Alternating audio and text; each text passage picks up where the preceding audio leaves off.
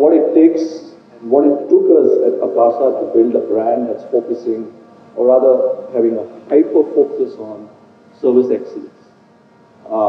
While yesterday one of the panelists talked about zillennials, and I genuinely believe that while we build new brands for the digital natives or the evolving gen or generation that we have, I think COVID has changed a lot, and I know Shani talked about we should not be talking about COVID, but an airline that's born out of a COVID time has to have something to talk about that.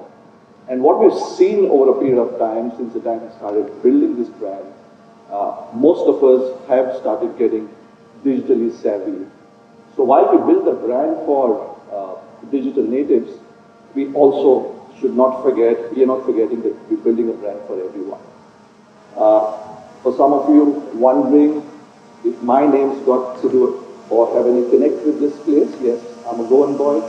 Traveled the seas many moons ago to a city called Mumbai, so if anybody's thinking of heading out or taking a break, count on me to be your tour guide. I can do a bit of a quick for you guys. On a serious note, it's an honor, it's a privilege to be here. Meeting so many old friends, literally old friends, who in such conversations, in such meetings, build relationships over almost 10 years, 15 years, and it's lovely to have everybody here and meet them.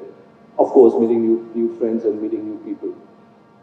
As I was thinking through of building this content for the session, I told myself it's going to be an irony if I'm going to come and throw data, I'm going to come and throw MarTech solutions, or tell you what to do, leveraging the whole digital ecosystem. But I said, let me tell you a story of a brand that was ideated during the COVID time, right? And this is a very common question that we got way back in 20. Why a new airline in a COVID time? Yesterday I was talking to some of our friends and said, why an airline in the first place? Like the famous saying goes, you know, you want to be a millionaire, invest $1 billion and then become one. But we're committed to prove that wrong, hopefully with what we're trying to do. The outlook that we had when we started thinking through about building a new airline was simply that pandemic was or is going to be a temporary phenomenon. We are going to see very strong growth, especially in the aviation sector. And the conditions at that point were very favorable for a startup, whether it's planes available for us, because that's one of the biggest challenges airlines have, to get aircraft being produced on time for you. And of course, there was good amount of talent at that point in time. So that was the way we were looking at it. And then the India story, right? I think everybody's bullish about not just from an aviation growth story point of view, but generally the way India's economy compared to everybody else is shaping up. So we have even today a very strong belief in the growth potential of aviation in general, not just in domestic but internationally as well. I'm not sure whether you ever thought about it. Just about 3 to 4% of Indians fly today. So if we are able to create a space and even get an incremental increase in traffic of people traveling on us, that's going to be a huge for the population that we have. So that was one of our strong belief in the aviation sector. And when you look at the outlook, we genuinely believed at that point, and it still holds true, India will need at least 1,000 more planes in the next 10 to 20 years. Right? And you've seen already big orders that have been made in the last couple of months by a lot of our airlines in India, and that's going to continue. And you've flown, hopefully some of you all through Akasa when you came and landed at the new airport. The infrastructure, thank you. The infrastructure that the government is putting in, at that point, the plans give us that confidence that an airline, because infrastructure was always a bottleneck. And with the investment that was coming in, we saw it for ourselves that if that works well, that's another reason for us to believe in an airline to be, succeeding. And when you look at, India's per capita travel is very low as compared to global average of 0.4 or 0.5. So with that sort of an outlook for us at that point in time, and as we started building and thinking through, what did we tell ourselves? We had to look inwards and say, are we really geared up to build an airline, right? And a strong belief came from very simple facts that I think India needs a well-run airline, and a well-run airline India can succeed. That's a very strong belief, and I'm going to talk about what does it mean when I say a well-run airline. You need to run a professional business, right? Typically in Indian aviation, it's been promoter-driven, most of the airlines. We felt if it's a professional management getting together, you can have a long play in aviation, and that was one of our strong belief. And a leadership team that brings in not just domestic experience, but global experience coming and putting together out here could be a great combination. And then, India has got tremendous amount of aviation talent. And we thought at that point we could leverage that if we create a good ecosystem for everybody to come together. And then, setting up ourselves for, you got to execute this right. You can have some great plans, you can have some great models put in place, but if you're not able to execute, because aviation business is so complex, it takes you almost a year to get no objection certificate or an air operating permit. It goes into tens of thousands of documented manuals for the regulators to be convinced. So it's a huge process that goes in. So if you get that execution right, you can be in for a long play. So we set ourselves to build early 2021. And these were the key focus areas for us is if we really need to succeed, and I think that applies for almost any business or any startup, and please, if at all you're thinking of starting a business and those who are at the early stage, this is one area that I genuinely believe, or we genuinely believe that if we get it right, have a low cost structure in the way you set your business, you can have a long-term sustainable business. And aviation is a classic example. The airlines that do this well can pretty much have a long play for decades to come. And that's one of our huge focus to be the lowest cost operator. And lowest cost operator doesn't mean cutting corners, but investing in areas that you are committed, where you want to drive your purpose, but look at areas that can fundamentally lead you to having some of the efficiencies that can reduce and save costs for yourself. So that's the way you do aircraft buying and leasing, the way you do your engineering and maintenance contracts, the way you do your deals with engines that you're producing. These are big $1 million deals. And if you get those right, because those deals are 10 years, sometimes 20 years, that will hold you in good stead. We had no choice but to be a digital first airline in a good way. And it was important for us to have a very clearly articulated tech and analytics culture that we want to build. And a lot of the conversation Abhijit talked about yesterday, thanks for leading this in terms of how important it is to build culture. And everything that we're trying to do at Akasa is about creating a culture that we believe will express itself automatically to the external consumer that we do. So a lot of inward thinking and looking. So build a culture of tech-driven. We are an airline which is 100% on cloud today, right? And for us, I know it's no baggage for us. Started on a clean slate, so it was very easy for us to do. So easier said than done. But we're leveraging these opportunities of being a startup to make use of all this evolving technology that's coming our way. If there's one opportunity for an airline in India and one space, we believe that it's about being hyper-focused on service excellence. And that was a key pillar, and that's not going to change for us. While we'll be hyper-focused on efficiency, operations, on-time performance, for us that's a bit of a hygiene sort of a work play for you.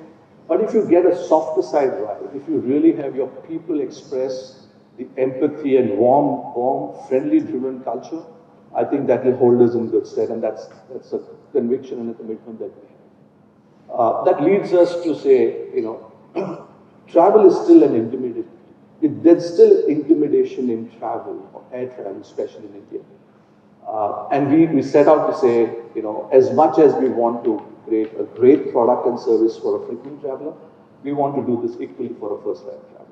And that's where the softer side and creating a very inclusive travel environment comes into play. Whether, allowing pets to fly on board, whether having a braille safety card on board or a braille menu card on board, to creating your tech that is going to be simple for a first-time traveler to use. All of us, given the most clunkiest of app, we can make do with it. But think about the first-time traveler. How can you make his or her life simple and easy? And that's the way, inclusivity and a human travel environment comes into play. But we believe that if we don't get this pillar right, none of what we're trying to do will ever work well for us. So building a culture to be the employer of choice. There's not a single day that we don't spend in our executive committee where we don't talk about what can we do differently to our people. Whether it's paternity leave, whether it's giving people a CSR day off to pursue the passion on corporate social responsibility, to any of the new things that we're trying to make life easy for people. We don't have people required to swipe their cards. We don't track people's activities. These are softer and simple things to tell people that we trust you. We just want you to express yourself, and a lot of culture that we're trying to build to create to be an employer of choice. And last but not the least, build an ecosystem of long-term sustainability. And as we started doing that, and those were the structures that we're putting together, we started building on our belief. And that's where, purpose is super important. While we can have a great vision, a great mission, it was important for us to say, what's the purpose for brand Akasa? For us, simplicity is a key, and what can we give back to the society, to the environment? What can we give back to the ecosystem is going to be very, very important as we invest our time on the business side of it to the purpose-led conversation and investment that we're going to make. So, creating a socially responsible and an inclusive travel environment is going to be very clear. We kept our vision very simple, to be the most trusted airline. Our aspirations are bigger. So we didn't say to be the most trusted airline in India, but we want to be globally recognized as well, and there's a lot of work that happens on this vision. And then we set up to say, what is a brand promise? And our brand promise is to be the most dependable airline. And the work that we do, some of you who've flown, I hope you get a flavor in a sense. We're just 11 months old. We got a long way to go, but I believe we're working hard to create this inclusive, dependable travel experience for our consumer. And just, make sure that people are warm, friendly, we are very reliable and efficient. And I think we talked about the digital natives or Gen Z. Affordability is important, but we don't want to lose our sight on making sure there's quality in what we do, right? So it's a balance of work from an affordable travel experience to the quality that we bring to the table. Then we kept our values, and how do we express, if we're telling our people to be warm, friendly, be proactive in what you do to your consumers, we need to look inwards and say, we need to build an airline that has values that all of us as good human beings should have. So Akasa wants to be a good human being.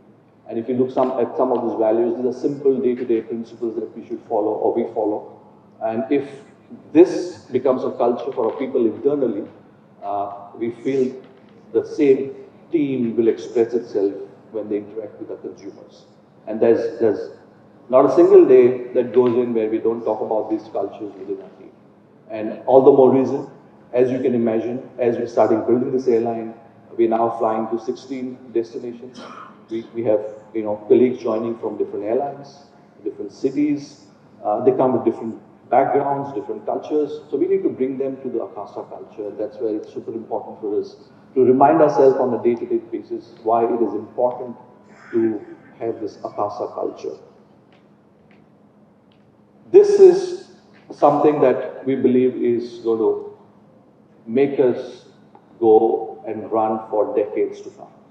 I talked about cost leadership when I meant on the lowest cost operator. So these are the three pillars of cultures that we are hyper-focused on.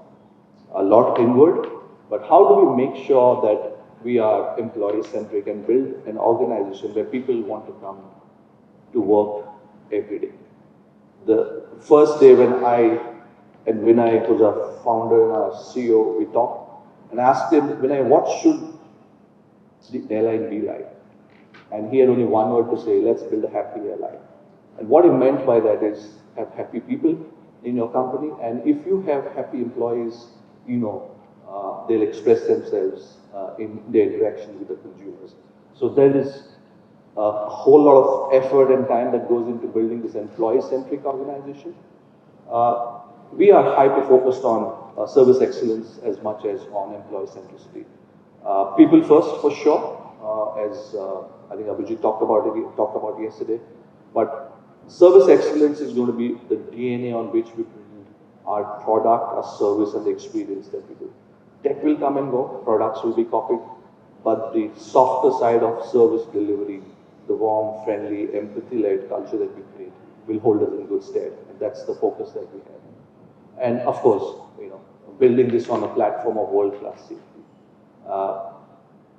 We can delay planes, we can cancel flights, but we'll never compromise on safety. And that's the empowerment that we give it to our people even down the line to say, any decision you have to take in the interest of safety, that's your call at that point in time. You don't even have to ask. So that's a commitment on safety, and that's a culture that we're building. So as we started going and building Akasa 2022, there's a lot of conversations that happen.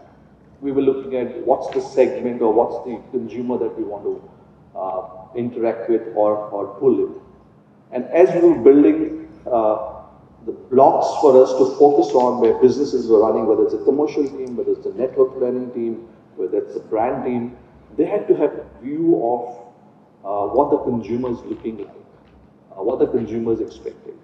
So this is a takeaway for us as we did our work and as we started building the brand on which were the key tenets that we need to focus on. Hyper-focus on service excellence, building a culture of transparency and authenticity. I think in yesterday's conversation in the web point of, there was a lot of conversation on the new age consumer wanting transparency and trust, and something that we're very, very conscious of. So build your brand, build your processes, build your, including the way you display your fares, be transparent about what you do. Create a dependable and a reliable and consistent framework for yourself. Have a purpose. We are highly committed to a sustainable cause. There's a lot of investment that's going in. Our planes are one of the most fuel efficient, emits almost 20% less carbon. The noise level in your cabin is almost 40% less because we got one of the most efficient engines that we fly. One of the youngest fleet, so you'll see us running a youngest fleet in this country for a long period of time. Every aircraft that we get is a brand new aircraft. Uniforms that are crew wear made out of sustainable material, recycled polyester from PET bottles, salvaged from marine waste. The shoes that they wear are made of recycled rubber. A whole lot of stuff in that space. I think it's a small start. We have a long way to go. We don't believe that we've achieved much in that space, but we're committed to make sure that our values are driving the brand, and sustainability is going to be a very important one.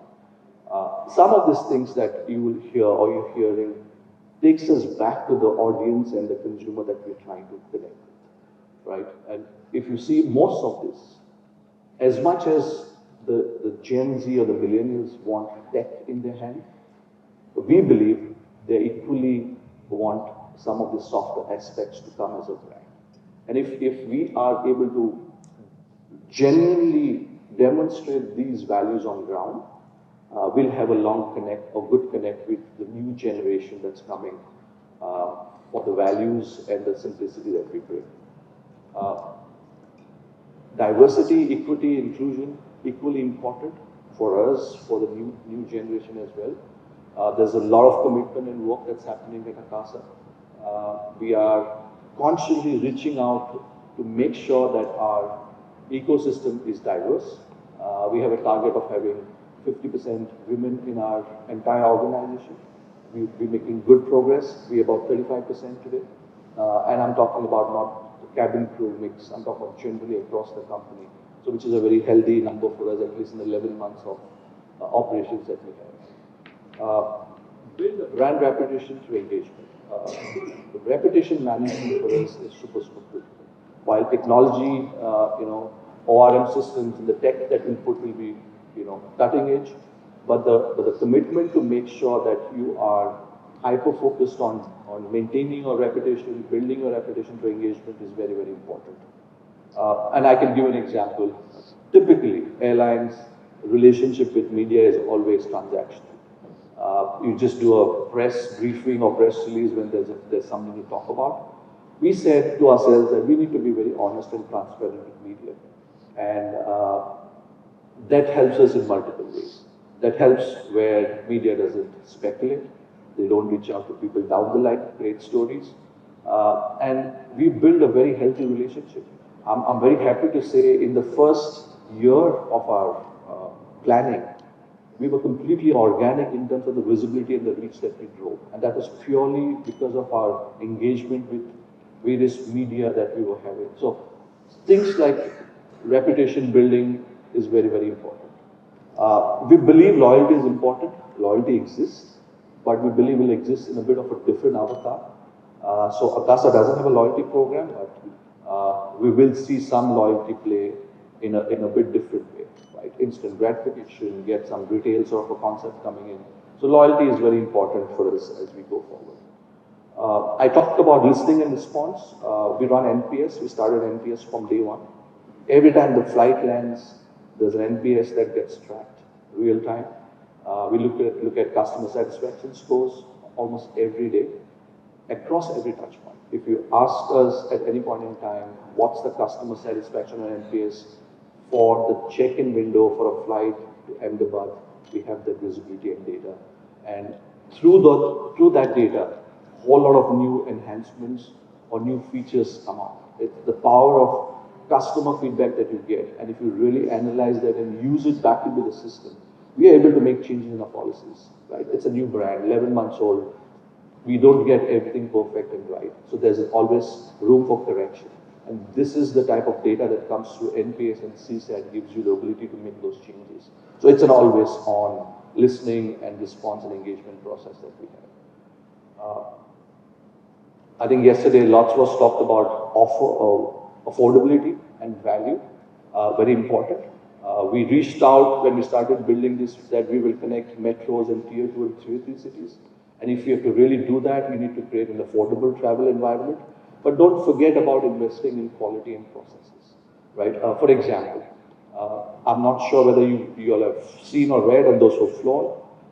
I think Akasa has changed the way people consume food on board.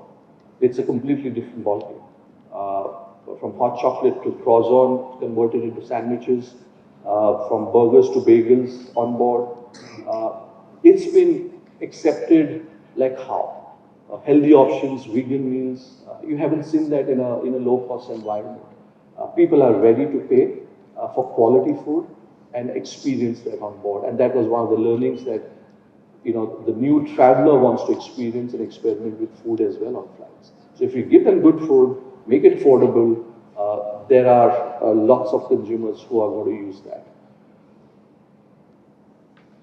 The last piece is on building a single view of customers. A lot of tech play coming into play. Analytics, as I talked about NPS and everything that we do, airline has tons of data, but it's how you use it.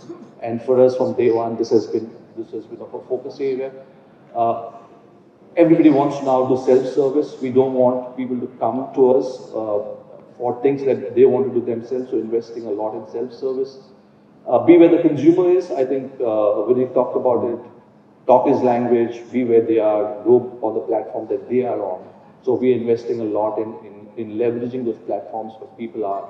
For example, the moment you land, you will get a notification on your mobile on where your bag will be, which belt it's going to be.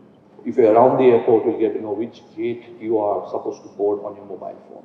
Small touches, but tech and the self-service and being where the consumer is, right? And if messaging is a predominant channel, make sure that you're on that and invest in that technology.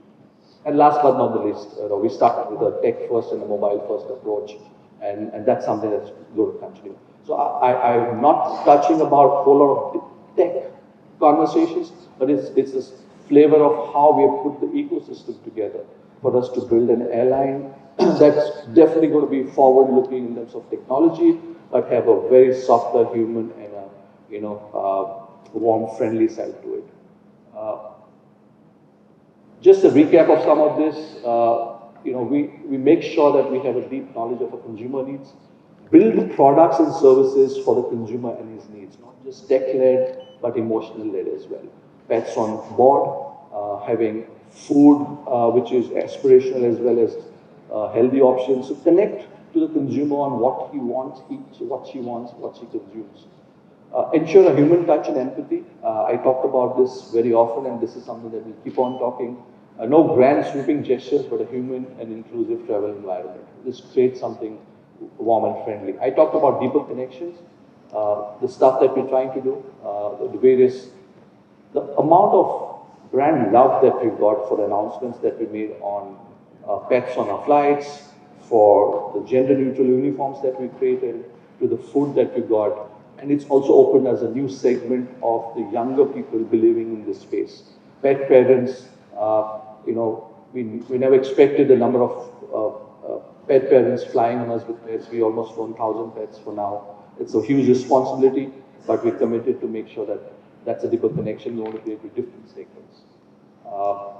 Service, be proactive, empower your people, create a culture of going beyond.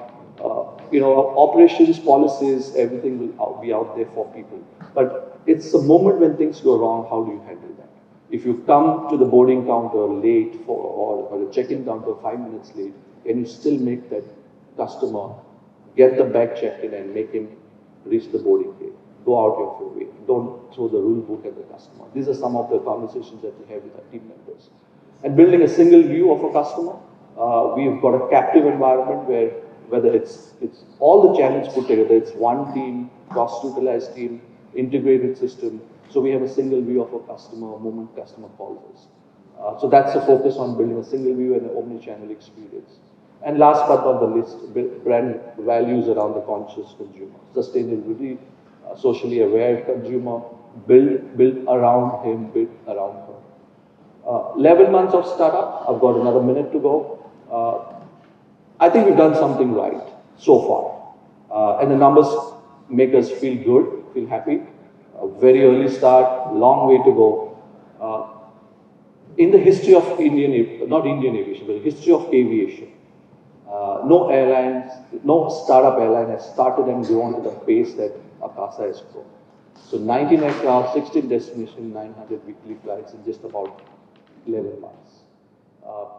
3.5 million passengers flown in just about 11 months. Hopefully, most of them.